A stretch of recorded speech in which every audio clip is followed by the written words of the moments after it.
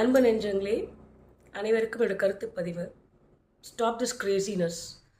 அந்த நாள்லேருந்து இந்த நாள் வரைக்கும் எல்லாருக்குமே நடிகர்கள்னால் ஒரு ஒரு மோகம் இருக்கும், ஒரு எக்ஸைட்னஸ் இருக்கும். அவங்கள எங்கே பார்த்தாலும் அவங்க கூட ஒரு பிக்சர் எடுத்துக்கணும்னு இருக்கும். எங்கே பார்த்தாலும், ஒரு கோயிலில் பார்த்தாலோ இல்லைன்னா ஒரு ஏர்போர்ட்டில் பார்த்தாலோ எடுக்கணும்னு இருக்கும். ஆனால் இதெல்லாம் தாண்டி அவங்களுக்கும் சதை, எலும்பு, எல்லா ரத்தமும் இருக்கக்கூடிய சாதாரண ஒரு ஹியூமன் பீயிங்ஸ் தான். அவங்களுக்கு அந்த லைட்டு வெளிச்சத்துலேயும் மேக்கப்னால தான் அவங்க பளிச்சுன்னு தெரியுறாங்களே தவிர மற்றபடி ஒன்றும் பெருசாக இல்லை.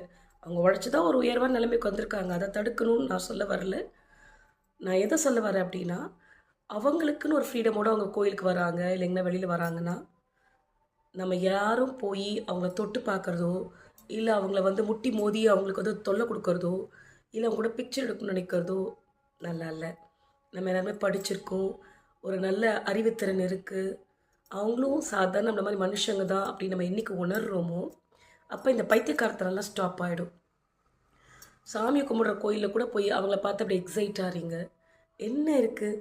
நீங்களும் உங்களுடைய திறமையாலையும் அறிவாலும் தனித்துவமாக தெரியலாம். உங்கள் திறமையை தட்டி எழுப்புங்க. நிச்சயமாக அது உங்களால் முடியும். ஒரே ஒரு அப்துல் கலாம் தானா? ஒரே ஒரு விவேகானந்தர் தானா? சாதிக்கக்கூடிய எண்ணம் கொண்டவங்களும் செயல்கள் கொண்டவங்களும் பல கோடி பேர் இருக்கீங்க. உங்களையும் இந்த உலகத்துக்கு தனியாக காமிக்கக்கூடிய திறமையினால் முன்னுக்கு வாங்க. இதப்பா நான் அவரோட ஃபோட்டோ எடுத்துக்கிட்டேன், இதில் என்ன இருக்குது? உங்கள் கூட அவர் ஃபோட்டோ எடுத்துக்கிட்டார் அப்படின்னு சொல்கிறனால நீங்கள் கூட்டிகிட்டு வரணும். ஆக மக்களே, ஸ்டாப் திஸ் கிரேசினஸ். நன்றி.